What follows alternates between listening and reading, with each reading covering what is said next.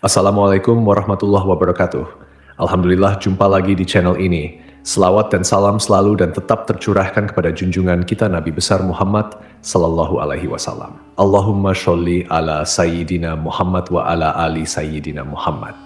Harapan dan doa saya semoga saudaraku semuanya selalu diberikan kesehatan, dilapangkan rezekinya, diampuni dosa-dosanya, dan dipanjangkan umurnya. Namun sebelum lanjut, dengan kerendahan hati saya mengajak Anda semuanya untuk bergabung di channel ini dengan cara menekan tombol subscribe dan menuliskan doa-doa dan harapan kalian di kolom komentar sehingga kita bisa amini bersama.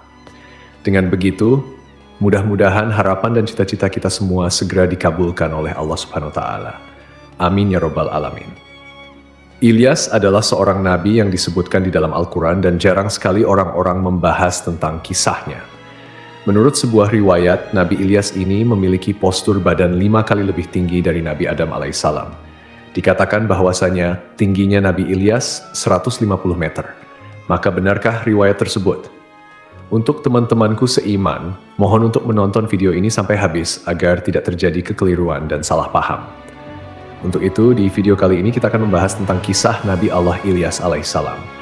Nabi Ilyas diperkirakan hidup pada tahun 910 sampai 850 sebelum Masehi. Al-Quran hanya sedikit saja mengisahkan tentang Nabi Ilyas ini, yaitu di surat Al-An'am dan As-Saffat. Namun ada khilaf dari para ulama tentang siapakah sebenarnya Nabi Ilyas ini. Di dalam riwayat Ibnu Mas'ud, Ilyas adalah Nabi Idris. Sedangkan menurut pendapat para ulama ahli tafsir lain mengatakan Ilyas bukanlah Idris. Ilyas adalah keturunan dari Nabi Harun bin Imran yang tak lain Harun ini adalah kakak kandung Nabi Musa bin Imran. Jika kita melihat di dalam Al-Quran, di surat Al-An'am ayat 84-85, disimpulkan bahwasanya hanya ada 2 kemungkinan dari mana Ilyas berasal, yaitu dia merupakan keturunan Nuh atau yang kedua, Ilyas adalah keturunan dari Ibrahim. Dan jika melihat dari silsilah Nabi Idris, Idris bukanlah keturunan Nuh, apalagi Ibrahim. Idris hidup dan diutus jauh sebelum kedua nabi tersebut. Jadi pendapat sebagian besar para ulama mengatakan Ilyas bukanlah Idris, tetapi beliau adalah keturunan dari Nabi Harun alaihissalam, nabi yang berasal dari kaum Bani Israel. Imam Ibnu Katsir telah meriwayatkan dalam bukunya tentang silsilah keluarga Nabi Ilyas. Ini bermula dari kisah Nabi Harun yang merupakan leluhur dari Nabi Ilyas alaihissalam. Harun diangkat menjadi nabi oleh Allah Subhanahu wa taala pada masa Nabi Musa. Jadi, setelah Musa diangkat menjadi nabi, Musa memohon kepada Allah Subhanahu wa taala untuk mengangkat Harun, yang tak lain adalah kakak kandung Nabi Musa untuk menjadi nabi juga. Karena saat itu Nabi Musa butuh seorang juru bicara untuk bisa berdakwah kepada kaum Bani Israel. Sebab sejak kecil, Nabi Musa mengalami kesulitan untuk berbicara. Maka diangkatlah Harun menjadi nabi untuk menemani dakwahnya Musa. Di dalam Al-Quran sendiri, nama Nabi Harun sering disebutkan berdampingan dengan kisah Nabi Musa alaihissalam. Nabi Harun ini memiliki kemampuan yang luar biasa dalam berbahasa dan merangkai kata-kata. Maka Harun dinilai cocok untuk mendampingi Musa pada masa itu. Dan Nabi Ilyas ini berasal dari keturunan Nabi Harun alaihissalam. Nabi Ilyas diutus Allah Subhanahu wa taala di daerah yang bernama Balabak yang terletak di daerah Damaskus. Balabak ini adalah sebuah kota yang masyarakatnya menyembah patung berhala. Patung-patung berhala yang mereka sembah itu bernama Baal. Maka kota mereka dinamai serupa dengan berhala yang mereka sembah. Berhala Baal menjadi kota Balabak. Dikisahkan, berhala Baal ini adalah sebuah patung yang terbuat dari emas dan ditempatkan di bukit-bukit yang tinggi. Ada pula ahli tafsir lain yang mengatakan bahwasanya Baal adalah nama seorang perempuan. Nah, mereka dikatakan menyembah tokoh seorang perempuan di kota itu. Tapi pendapat yang lebih kuat adalah bahwasanya Baal adalah nama patung berhala yang disembah oleh kaum itu. Nabi Ilyas setiap hari mendakwahi kaum ini dan raja mereka supaya mereka semua bertauhid, hanya menyembah kepada Allah Subhanahu wa taala. Tapi rupanya mereka tidak mau mengikuti ajakan dari Ilyas. Raja dan masyarakat saat itu telah mendustakan nabi mereka.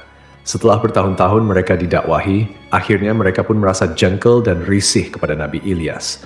Mereka menganggap Ilyas hanyalah pengganggu dan sering mengancam mereka dengan azab-azab. Ada suatu ketika anak dari sang raja mengalami sakit yang tak kunjung sembuh.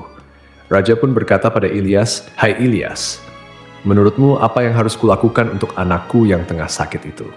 Kemudian Ilyas menjawab, tanyalah kepada berhala-berhala yang kalian sembah, siapa tahu mereka bisa membantu. Raja pun sangat kesal mendengar jawaban tersebut. Hingga pada suatu hari, raja dan rakyatnya ketika itu bersekongkol untuk mengusir Ilyas dari negeri mereka. Jadi ketika Nabi Ilyas mendatangi mereka untuk berdakwah, kemudian mereka pun melempari Nabi Ilyas dengan batu-batu. Nabi Ilyas pun tak pernah gentar dan takut untuk terus berdakwah kepada kaumnya supaya mereka tidak tertimpa azab dari Allah Subhanahu wa Ta'ala. Akhirnya pada suatu hari, ketakutan Nabi Ilyas pun muncul karena diketahui bahwasanya ada kabar kalau masyarakat di negeri itu mau membunuh Nabi Ilyas. Dan pada akhirnya mau tidak mau Nabi Ilyas pun pergi meninggalkan negeri itu. Beliau pergi ke suatu tempat yang aman dan tinggal di sebuah gua selama pelarian itu. Setiap hari Allah Subhanahu wa Ta'ala memberikan bantuannya berupa burung gagak yang membawa makanan untuk sang nabi. Pada suatu hari, bencana pun datang kepada negeri yang ditinggalkan oleh Nabi Ilyas alaihissalam. Jadi ketika itu di negeri Balabak ini terjadi musim kemarau yang luar biasa. Dikisahkan musim kemarau itu terjadi selama 3 tahun berturut-turut. Tak ada hujan sama sekali yang turun hingga tanah pun menjadi gersang dan cuaca menjadi luar biasa panas.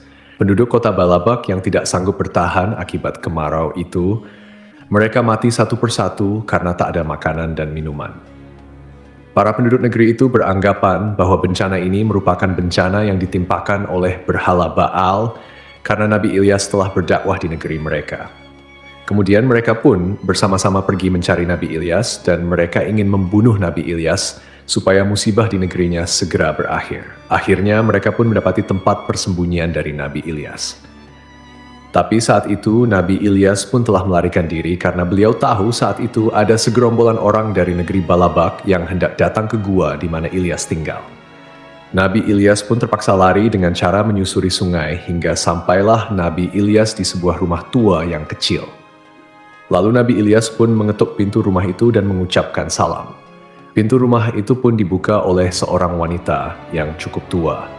Kemudian Nabi Ilyas meminta izin kepada wanita itu untuk bersembunyi di dalam rumahnya. Wanita itu pun mengizinkan dan menyuruh Nabi Ilyas untuk masuk ke dalam. Rupanya di dalam rumah tersebut ada anak laki-laki, anggota keluarga itu sedang sakit parah. Karena merasa kasihan, Nabi Ilyas pun berdoa kepada Allah Subhanahu wa Ta'ala untuk mengangkat penyakit anak laki-laki ini. Tak berapa lama, atas izin dari Allah Subhanahu wa Ta'ala, anak itu pun sembuh dari sakitnya. Anak anggota keluarga yang sakit itu bernama Ilyasa. Nah, setelah Ilyasa ini sembuh dari sakitnya, hari-harinya diisi dengan belajar bersama dengan Nabi Ilyas. Hingga pada suatu hari, Allah Subhanahu wa Ta'ala mengangkat Ilyasa menjadi seorang nabi yang kita kenal dalam Islam sebagai Nabi Allah Ilyasa. Teman-temanku seiman, singkat cerita, setelah Nabi Ilyas mengetahui kabar kalau Raja Zalim di negerinya telah meninggal, Nabi Ilyas dan Ilyasa pun mendatangi negeri Balabak tersebut dan keduanya mulai mendakwahi kembali masyarakat di negeri itu. Tapi saat itu rupanya musibah kemarau parah di negeri Balabak itu belum berakhir. Selama negeri itu ditinggalkan oleh Nabi Ilyasa, sebagian besar masyarakat di negeri itu telah banyak yang meninggal dunia. Akhirnya, Nabi Ilyas pun membuat suatu perjanjian kepada masyarakat. Apabila mereka mau meninggalkan sesembahan mereka dan bertobat kepada Allah Subhanahu wa Ta'ala, maka Nabi Ilyas akan berdoa kepada Allah untuk mengakhiri azab di negeri tersebut. Karena orang-orang pun telah berputus asa dan tak tahu lagi apa yang harus dilakukan, dengan terpaksa mereka pun mengikuti saran dari Nabi Ilyas. Setelah itu, mereka mulai menghancurkan berhala-berhala mereka, dan kemudian mereka semua bertobat untuk kembali ke jalan yang benar.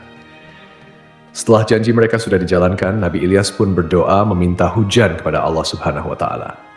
Tak lama setelah itu, Allah mengabulkan doa dari Nabi Ilyas. Negeri itu pun turun hujan dengan derasnya, hingga berakhirlah penderitaan mereka karena azab kemarau tersebut. Setelah keadaan di negeri Balabak sudah kembali normal, hewan ternak dan kebun mereka telah menghasilkan banyak makanan. Masyarakat di negeri ini kembali menyembah berhala. Artinya ketika itu masyarakat di negeri Balabak ini kembali ke setelan pabriknya. Mulailah ketika itu orang-orang membuat patung-patung kembali dan negeri itu menjadi di negeri penyembah berhala lagi. Nabi Ilyas pun berdoa kepada Allah Subhanahu wa Ta'ala untuk dibukakan kembali hati kaumnya. Namun akhirnya negeri itu dilanda kemarau lagi dan ini lebih parah daripada sebelumnya. Di akhir kisah, Nabi Ilyas pun pergi meninggalkan kaumnya yang durhaka itu. Menurut suatu riwayat, tak lama setelah Nabi Ilyas pergi, beliau pun wafat dengan cara diangkat oleh Allah ke langit. Hadis tentang wafatnya Nabi Ilyas itu disebutkan oleh Wahab bin Munafik yang menyatakan bahwa saat itu Ilyas berdoa kepada Allah untuk mencabut nyawanya karena kaumnya telah ingkar dan mendurhakainya. Kemudian datanglah seekor binatang yang warnanya merah seperti api. Lalu Nabi Ilyas pun menaiki binatang tersebut dan Allah Subhanahu wa Ta'ala menumbuhkan sayap di tubuh Nabi Ilyas serta memakaikan pakaian yang terbuat dari cahaya. Setelah itu, Allah Subhanahu wa Ta'ala merubah Nabi Ilyas menjadi malaikat, seorang malaikat manusia yang terbang di langit dan berjalan di bumi. Tapi teman-teman, hadis ini mengandung kontroversi dari kisah-kisah Israiliyat. Tidak perlu diyakini kebenarannya dan tidak pula didustakan. Teman-temanku seiman disebutkan oleh Imam Ibnu Katsir dalam bukunya Qisasul Anbiya, bahwasanya setiap tahun Nabi Ilyas dan Nabi Khidir berkumpul dan bertemu di Baitul Maqdis Palestina di bulan Ramadan. Kemudian disebutkan Nabi Ilyas dan Nabi Khidir ini setiap tahun melaksanakan ibadah haji berdua. Jadi katanya setiap musim haji itu pasti di Mekah sana ada Nabi Ilyas dan Nabi Khidir, hanya saja orang-orang banyak yang tidak menyadari kehadiran mereka. Dan ketika keduanya tengah melaksanakan ibadah haji, mereka pun meminum air Zam-Zam. Nah, setelah mereka meminum air Zam-Zam, perut mereka akan kenyang selama 1 tahun penuh.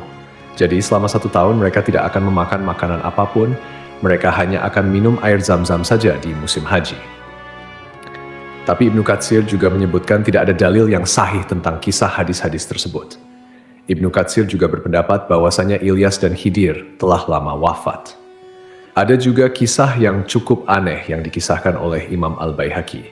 Kisahnya begini teman-teman, pada suatu hari ketika Rasulullah dan para sahabatnya sedang melakukan suatu perjalanan, kemudian mereka pun singgah di suatu lembah. Salah seorang dari sahabat mendengar sayup-sayup ada yang sedang berdoa di lembah itu.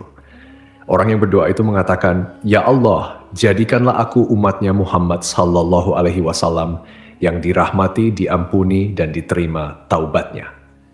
Anas bin Malik berkata, kemudian kulihat sumber suara tersebut, ternyata orang yang sedang berdoa itu adalah seorang laki-laki yang tingginya 300 hasta.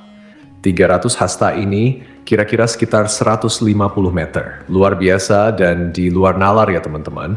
Orang ini malah jauh lebih tinggi dari Nabi Adam yang tingginya hanya 30 meter. Kemudian orang yang tinggi besar itu berkata pada Anas, "Hai, siapakah engkau?" Anas pun menjawab, "Aku adalah Anas bin Malik, pembantu Rasulullah Shallallahu Alaihi Wasallam." Orang tinggi besar itu berkata, "Lalu di manakah sekarang Nabi Muhammad Alaihi Wasallam?" Anas menjawab sambil menunjuk ke suatu tempat, "Itu di sebelah sana, beliau sedang mendengarkan pembicaraanmu." Orang itu berkata, "Wahai Anas, pergilah engkau kepada Muhammad Shallallahu Alaihi Wasallam dan sampaikan kepada beliau, saudaranya Ilyas mengirim salam kepadanya." Anas pun kemudian mendatangi Nabi Shallallahu Alaihi Wasallam dan menyampaikan pesan dari orang tinggi besar tadi, yang ternyata orang itu adalah Nabi Ilyas alaihi salam. Maka Rasulullah Shallallahu Alaihi Wasallam pun bangkit dari duduknya dan pergi menemui Ilyas. Setelah keduanya bertemu, mereka pun berpelukan, diteruskan dengan mengobrol. Setelah itu Nabi Ilyas yang tingginya 150 meter itu pun berkata, "Ya Rasulullah Shallallahu Alaihi Wasallam, aku tidak pernah makan kecuali hanya sekali dalam 1 tahun. Dan inilah hari di mana aku harus makan. Bagaimana kalau sekarang kita makan bersama, wahai Rasulullah Shallallahu Alaihi Wasallam?" Kata Anas, tiba-tiba turun ada makanan dari langit, kemudian Nabi Ilyas dan Rasulullah Shallallahu Alaihi Wasallam pun makan berdua. Selepas makan, kami pun salat asyar berjamaah. Kemudian kami pun pergi melanjutkan perjalanan dan meninggalkan Nabi Ilyas di tempat itu. Kata Imam Baihaqi yang meriwayatkan hadis ini adalah hadis yang sangat parah. Kisah ini juga diriwayatkan di dalam kitab Al-Mustadrak karya Imam Al-Hakim. Dan Imam Ibnu Katsir menyatakan kisah tentang Ilyas yang tinggi besar itu adalah hadis yang palsu karena menyelisih hadis-hadis yang sahih dari banyak sisi. Imam Ibnu Katsir juga memberi contoh dalam hadis sahih. Rasulullah Shallallahu Alaihi Wasallam pernah bersabda, "Sesungguhnya Allah menciptakan Adam yang tingginya 60 hasta. Kemudian setelah generasi setelah Adam, tinggi manusia akan semakin tambah pendek." Jadi artinya, Tidak ada manusia yang diciptakan Allah Subhanahu wa Ta'ala lebih tinggi dari Nabi Adam. Sementara di kisah tadi, Nabi Ilyas tingginya 150 meter, 5 kali lipat lebih tinggi daripada Adam. Kemudian Imam Ibnu Katsir juga mengatakan di kisah hadis itu Rasulullah Shallallahu Alaihi Wasallam yang berdiri kemudian mendatangi Ilyas. Ini sesuatu yang tidak benar. Harusnya Ilyaslah yang harus mendatangi Rasulullah Shallallahu Alaihi Wasallam. Karena itulah adabnya, dan karena Rasulullah SAW adalah nabi di antara nabi yang paling mulia. Maka dari itu Imam Ibnu Katsir dengan tegas mengatakan kalau riwayat hadis itu palsu. Wallahu a'lam bishawab. Jadi itulah kisah Nabi Allah Ilyas. Semoga kisah ini bermanfaat. Lebih dan kurangnya mohon dimaafkan. Yang benar datangnya dari Allah Subhanahu wa Ta'ala. Khilaf atau keliru itu datangnya dari saya pribadi sebagai manusia biasa. Sampai ketemu di kisah-kisah seru yang penuh makna selanjutnya. Saya akhiri, wassalamualaikum warahmatullahi wabarakatuh.